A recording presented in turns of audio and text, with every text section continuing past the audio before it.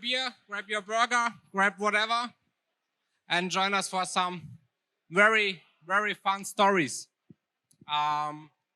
So first of all, welcome to Coffee with Developers. As you know, this is a format where we interview really amazing people from the tech scene, like Tim Berners-Lee or Thomas Domke, or as you saw now, Una Kravets. And basically, we want to go on with the rock stars in this line. So today I have a real rock star here.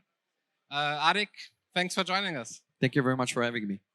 So, I mean, you have founded the fastest growing fintech in the world. But before we come to that story, let me know, how does it feel to shoot people to the space?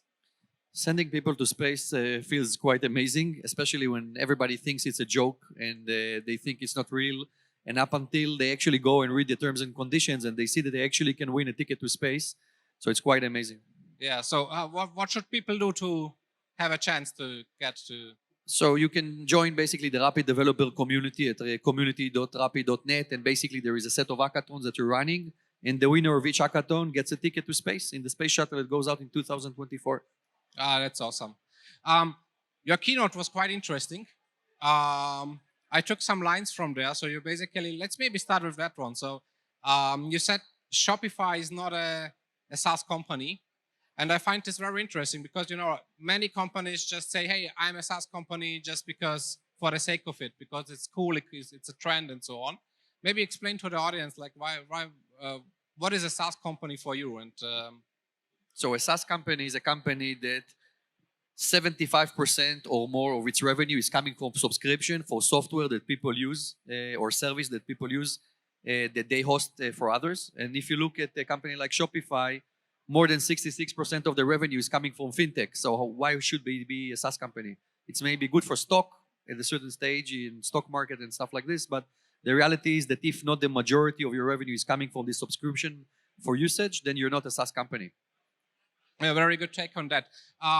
We are recording this session also for, you know, people to watch it on demand and so on. For the ones who watch it later, what would you say were your 2 or 3 key takeaways from your keynote? I think that the fact that the fintech APIs are eating the world, and basically almost every app or software that exists today should embed financial applications is the key element.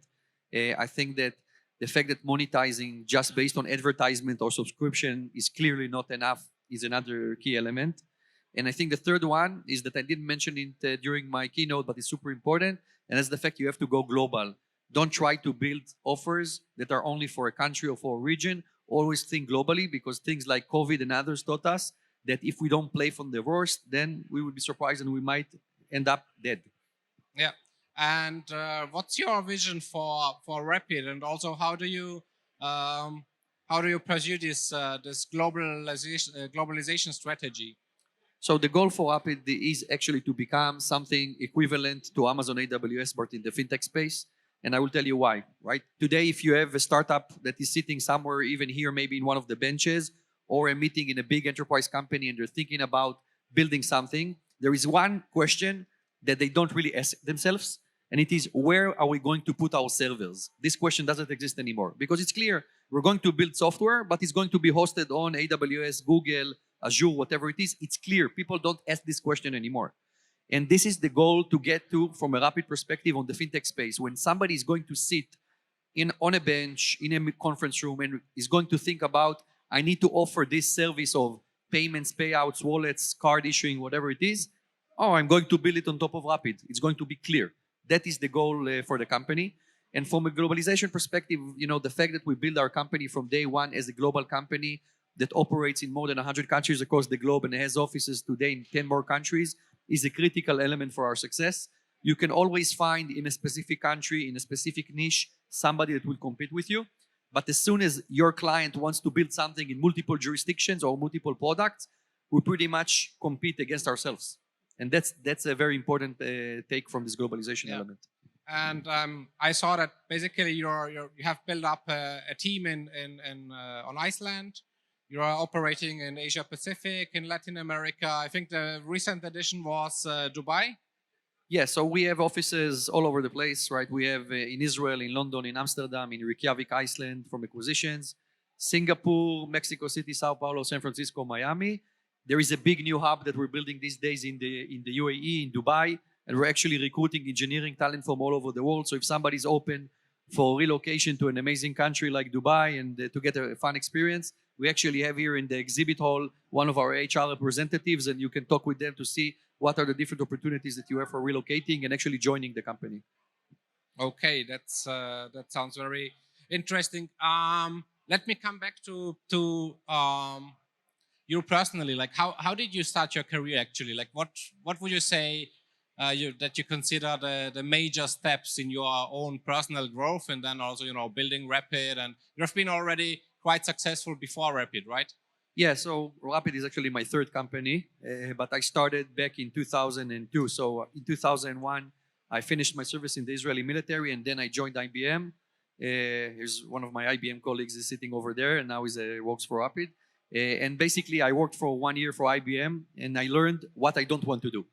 I don't want to work for IBM. I don't want to work for Oracle. I don't want to work for any one of these big companies.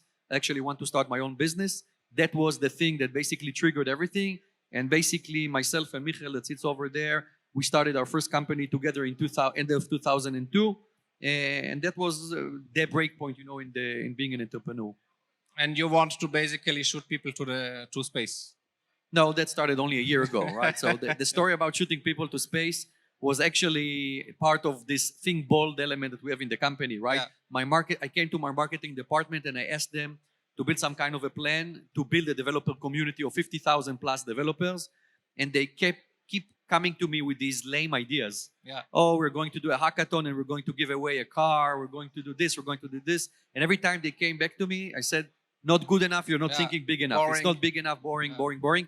And then one day somebody said, what the fuck you want me to do? To shoot somebody to space? I said, oh, yes, it's a very good idea. Let's look into it. And this is how it started. But is this also like something that's not just you, but also the general culture at your organization, at Rapyd? Like, this...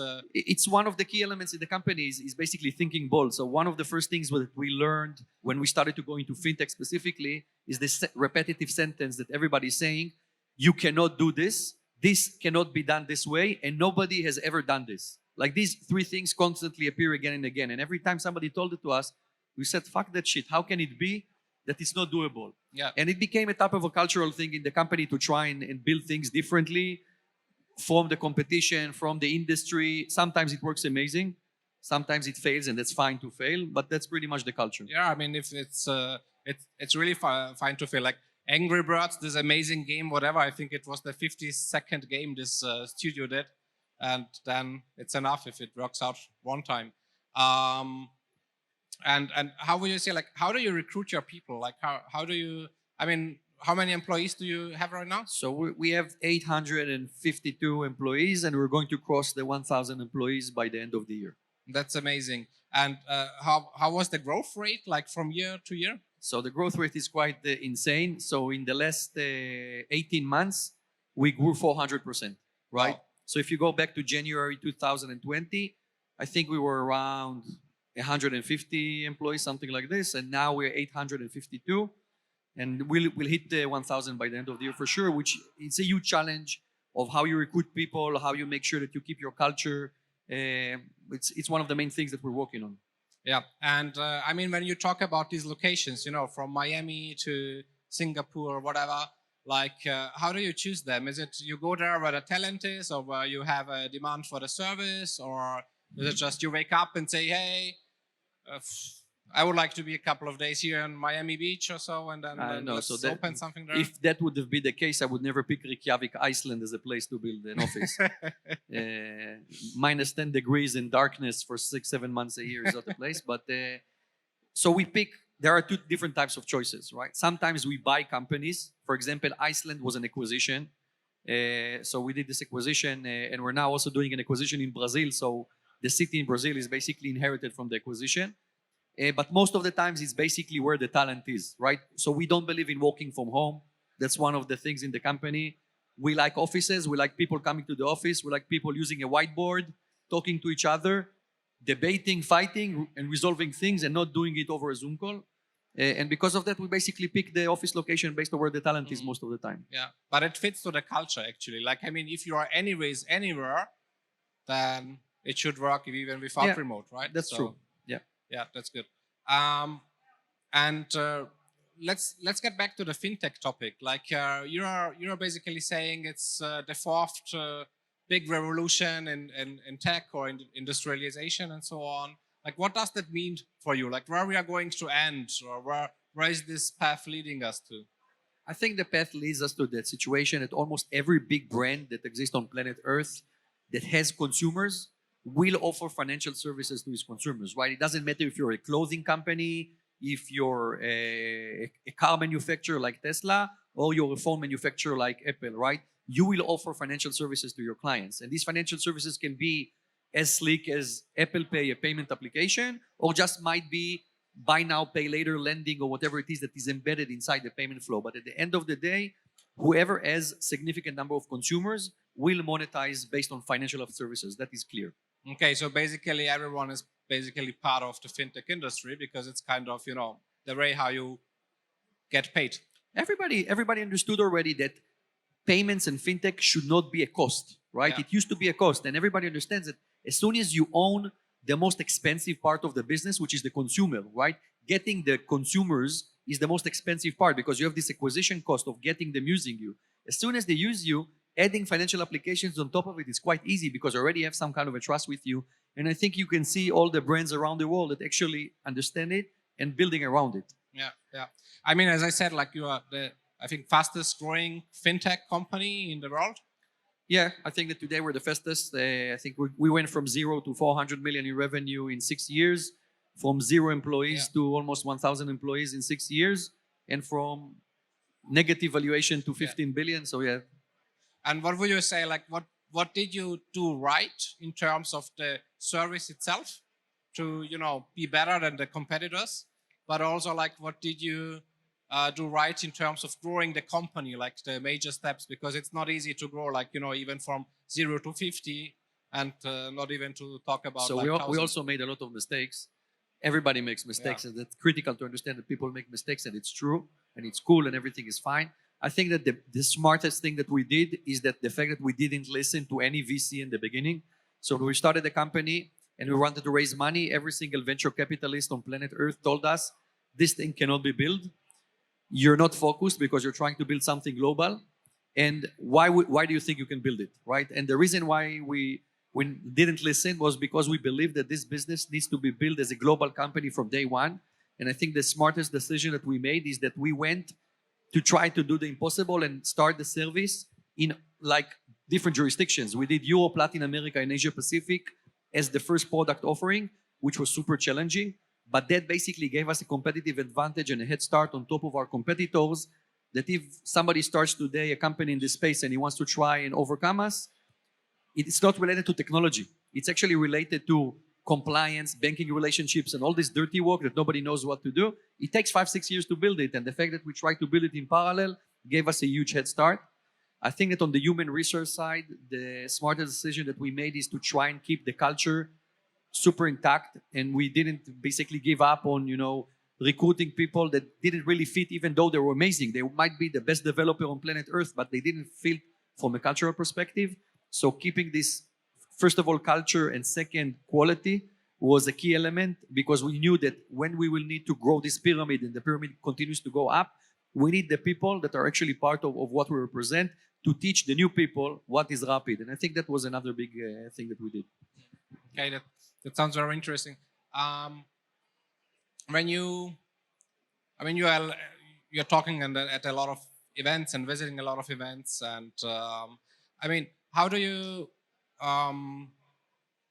basically, I would not say like organize yourself, because I think that's well enough, but how would you kind of, you know, structure your day, or how do you choose your priorities? Like, I mean, if you are everywhere on the place and all over the place, like, what's your main strategy? Like, what's the next steps also for Rapyd, and how do you get this done from a personal level? So it changed over the years, right? It changed dramatically. Yeah. If you go back 3 years in time, or 4 years in time, 2018, I was daily focused on the product. Yeah.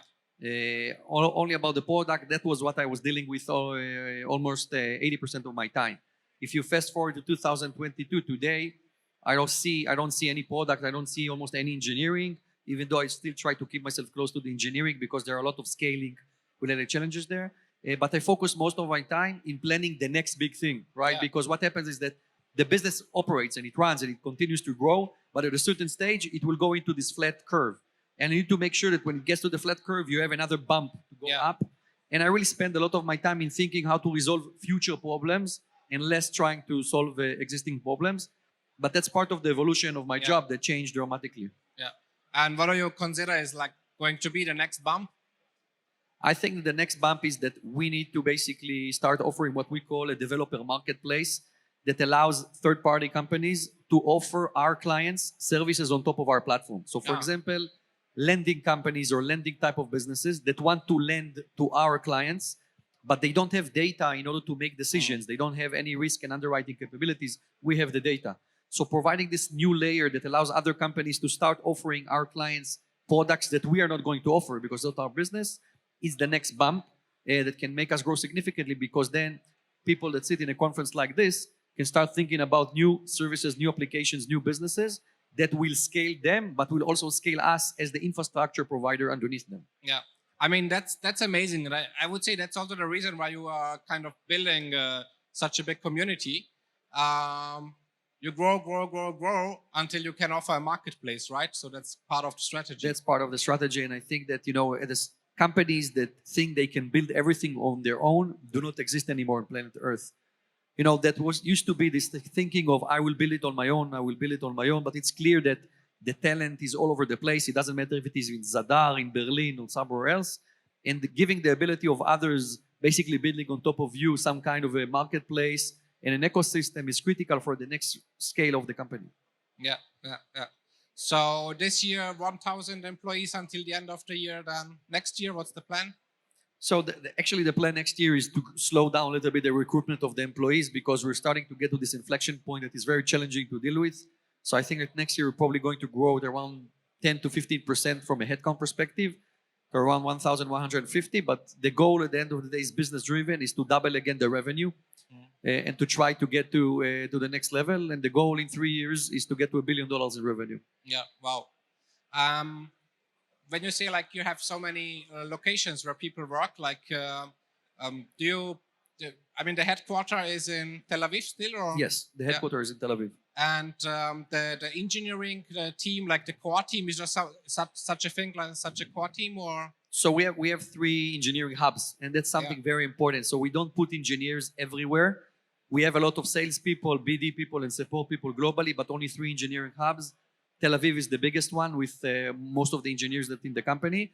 We have also Dubai, which is a very big engineering hub where we basically recruit people from all over the world and relocate them to the UAE to build an engineering hub. Yeah. Okay. So how many do you need?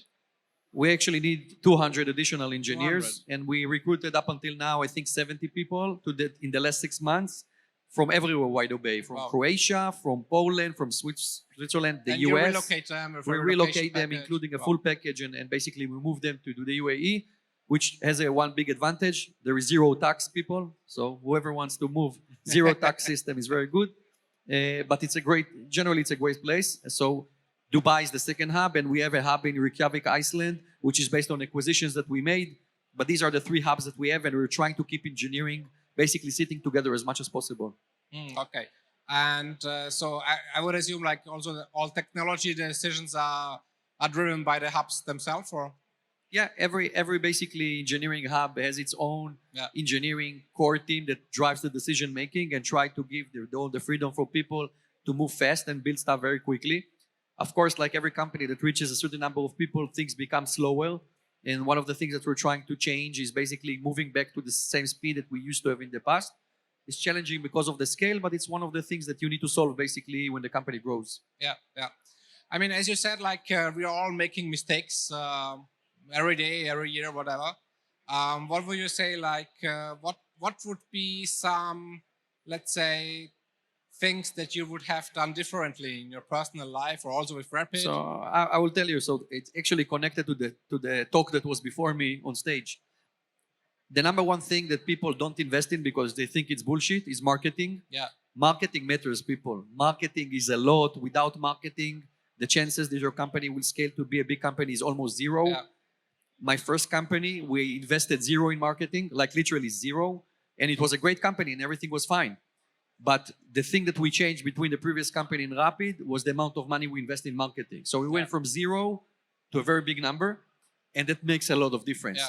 The zero from a lot is the difference between being valued for 15 million and 15 billion, right? That is the scale, because brand means a lot, brand awareness and stuff like this means a lot, and it's part of marketing, and you might not like it because it's not your cup of tea, and that's fine, it's not mine also, but it's super important and it's the key for scaling. Yeah, I mean, that's so true. Like, I know it from my first company, like, you know, me and my co-founder ended up saying, yeah, you can have the greatest product, but if nobody knows about it, then it's not there, right? My sentence to startup founders, it is typically that the graveyard is full of companies with amazing technology, but not even a single company was buried there because their marketing was amazing, right? That's good. Yeah, what... Okay, anything else like in that regards? Like, what would you have done differently? Or I think that, you know, thinking global and not trying to solve problems that are only for a specific market is very important.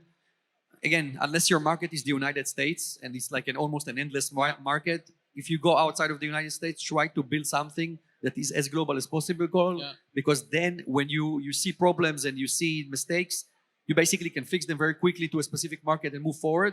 And it's basically allowing you to skip that problem of trying to hit a specific target and basically running out of money and going bankrupt.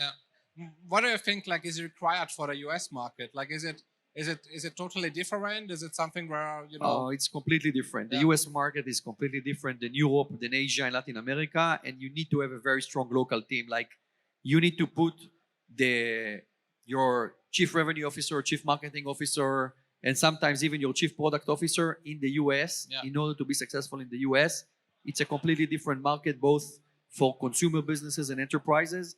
And that's probably one of the biggest challenges of European companies to go into the US, is because it's so different, and the mentality of the founding teams in Europe is so different than the mentality in the US. How would you when you say the mentality of the founding teams in Europe, like how would you describe it? Like what's some key aspects of I think they're very thorough, so they try to go very deep into solving the problem, and sometimes too deep, right? The concept of a startup is to try to break things very fast and to move fast, and sometimes the European founders are trying to do a PhD over a problem, and they go very deep in order to try and understand how they solve it, and then they run out of money, or somebody else that went faster just overcomes them and continues and becomes faster. And I think this is the reason why the majority of the big companies are not from Europe, at least in the startup. I think that slowly you see this difference, that European founders understand that mistakes can be done, and it's legit, because in the past it was like a disaster to make a mistake. But they're very detailed in what they do, so they understand much better the problems that they're trying to solve than the majority of the founders. Okay. So basically you could say it's very kind of engineering focused and technical and problem solving, and whereas in the US it's maybe like more kind of let's bring the story out and do the marketing thing and so on and so on. In the US is let's try to get it out to the market as soon as possible, fail, fix, and move forward. And in Europe is let's try to build the perfect product that will never fail. Like fake it until you make it. Exactly. Okay. Good. If someone has a question from the audience, just raise your hand or something. That's your chance to ask something to Arik. We are here now in Zadar. We met in Berlin, so thanks also for joining our WeAreDevelopers World Congress there. What's some next steps like where we meet again? So the next big event from our perspective that is developer focused is actually the finals of the Hack the Galaxy event. So Hack the Galaxy is this set of hackathons that we're running globally, and the developers basically get a shot going to space. And the final is actually in Lisbon on the 2nd and the 1st until the 3rd of November in Lisbon. There is going to be a very big event that we're hosting for developers and for our clients. And there we're going to announce the winners of the Hack the Galaxy event. So that's probably the next place. No, that's awesome. regardless of the Hack the Galaxy competition itself, do you wish for yourself to go to space? Oh no, I don't want to go No? to space. You don't want to. I would first send You somebody just else. push the button. I would push the button. Somebody else. If he will come back, I will go. Yeah. Yeah. Okay. That's a good one. Yeah. I mean, what does a man wish after you shoot people to the space? You are kind of, let's say, super successful person at a super successful company, whatever. Like, what are your personal goals? Well, my personal goal is Yeah. to buy my favorite basketball team, And that is? Maccabi Tel Aviv, based in Israel. So it's a Ah, EuroLeague Yeah, team. it's a good team. So that's my personal goal. That's the only reason why I actually invest all my time and effort Yeah. in building the company. Do you have enough time to watch sometimes? I game watch or all not? the games. All So the I'm a games. basketball fanatic. I watch all the games. I don't miss a single game. Yeah. There's no way. What else do you do, like for getting the brain a bit off and so? Driving fast cars. That's Fast pretty cars. much fast cars and basketball are pretty much the two What's hobbies your that I have. favorite ones? The favorite cars? Yeah. So a Ferrari Testarossa is my favorite one. Yeah, that's a very nice one. Very Yeah. nice one. Like that in Croatia, actually, we have this company called Rimac. You know them? Yeah, sure. So they have the fastest electric car in the world. Maybe you give it a try. Yeah, but that Yeah. goes from 0 to a trillion in a millisecond because it's electric. Yeah. It's missing the part fun of getting the Yeah. acceleration. Yeah. I was actually one time, like 2 or 3 years in the factory. It's kind of amazing what they built. But now when you would go there, it's like 5 times bigger. So I'm trying to catch up Mate to join him on Thursday or so to see if he has time. But yeah.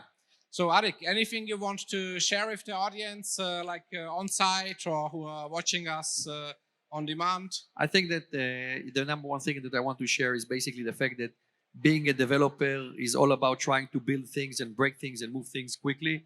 And I think that fintech is probably the next place where most of the developers are going to put their focus after running around the ecosystem and trying to do quite a lot of things. So I encourage everybody to join community.rapyd.net and learn more a lot of our APIs and fintech capabilities. And I hope to see you in the next Rapyd Hackathon and maybe shoot you in space. Yeah, absolutely. And for the ones who are on site, don't forget to go to the Rapyd booth, sign up for the party tonight. I've had this experience in Berlin. It's something that you will never forget again in your life. So Yeah, see you at please do 8:30. it. It's really worth it. See you at 30 a.m. I don't say it just because he's sitting here. I really mean it. No, it's because I sponsored your jacket. You can get one from us. Nah, it's okay. Arik, thank you Thank so you very much. much. Thank you. Really amazing talk to you.